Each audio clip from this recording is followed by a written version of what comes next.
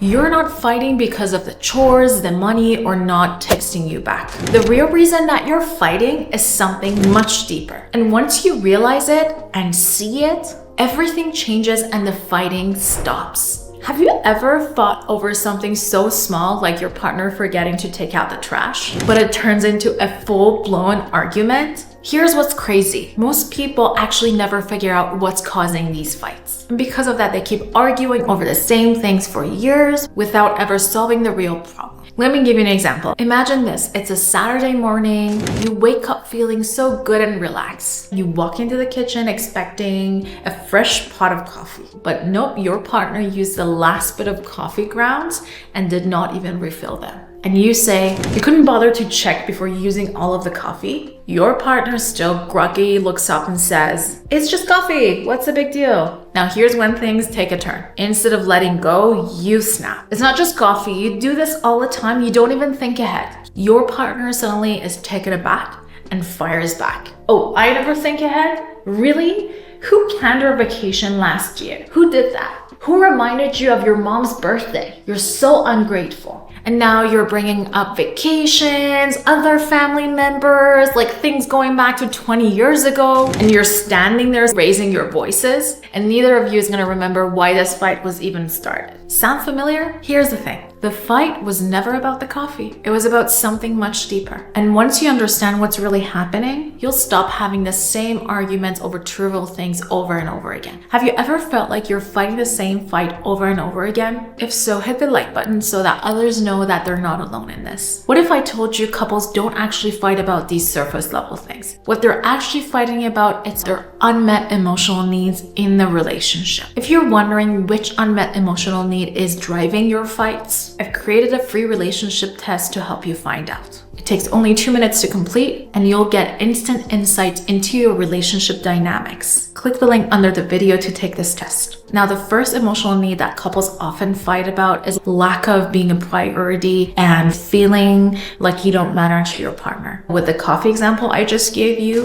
one of the partners was feeling like she did not matter, she felt unimportant, she felt like she was not being considered, like he was not thoughtful enough and considerate of her needs. So she felt unimportant, not a priority. Another example of this, if your partner promises to call you and they forget to call you, you get upset and you're like, why didn't you call me? Well, this is about, do I actually matter to you? Am I a priority to you? But the way you show it is with anger, right? You're not saying, I feel like I don't matter to you. You're expressing something else to your partner. So it's about this unmet emotional need to feel like you're a priority. The second situation is there is a fight when you feel alone and unsupported in your relationship. Let's say lately you've been feeling very alone, you've had to go to some doctor's appointments all by yourself, there's a lot going on with your extended family that your partner is not aware of because he or she is not checking in with you, and you're feeling like you're just coasting. You're like roommates, and one day you're trying to set the table and he's doing his own thing and you just get upset. You say, you don't care, you don't help me out, you're just so lazy, I have to do everything on my own. And this comes from a place of, listen, I want us to feel close again, I want us to be a team, but I feel a little bit abandoned by you. And so the way I express it is by lashing out like that over something like setting up the table. The other unmet emotional need that often causes fights is if you want to feel validated for everything that you're doing, feel appreciated by your partner,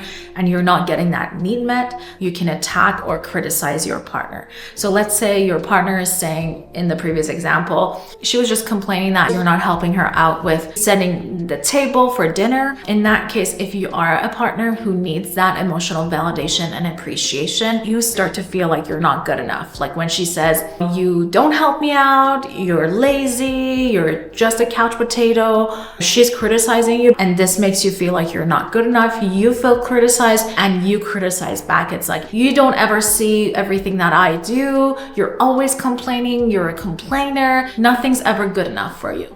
So this again comes from this unmet emotional need for validation and appreciation in your relationship, and it can come up in something so simple as you just like being on your phone and not helping her out. Have you ever had a fight like this? this, where you weren't really mad about the small thing, but deep down it felt like something bigger was missing for you and was wrong? If you have, hit the like button so that other people in your situation know that they're not alone. But here's the real problem. Even when couples understand why they're fighting, most of them still keep arguing. Why? Because they don't know how to fix it. But if you do this one thing differently, everything changes. Instead of just being reactive towards your partner, just take a moment next time and check in with yourself to see what you're actually feeling inside. So before you criticize, before you lash out, just check in with yourself and be like, what am I actually feeling in this moment? What's underneath the anger for me? Maybe I'm hurt. Maybe I'm feeling like I'm not good enough, or I'm failing as a partner. So just doing that simple thing is going to diffuse the situation, because you're not going to respond in anger to your partner. For example, instead of saying to your partner, you never listen to me, try this. When I don't feel heard, I feel really unimportant and this hurts. You see how these two approaches are very different, and how one could actually escalate your fight and the other one will help de-escalate the fight. But knowing your unmet emotional need is just the first step. If you really want to stop these fights before they get out of control, you need to know this one simple technique that you can use today that will stop the fights in their track and make you feel closer to your partner in no time. Watch that technique in the video on the screen now.